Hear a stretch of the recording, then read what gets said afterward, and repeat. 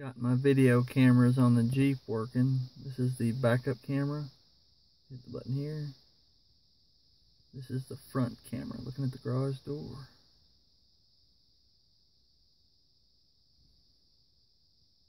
Yeehaw.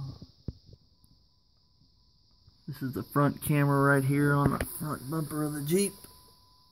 It's a little same as the backup camera. Still got to tuck the wires away and make it pretty. And here is the backup camera. Got it all prettied up.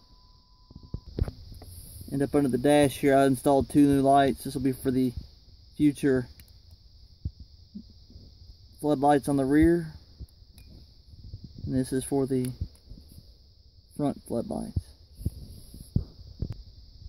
And here's the front floodlights all lit up on the bar. Adjustable mounts. Tuck the wires away and tuck down as well. You can see up here under the hood.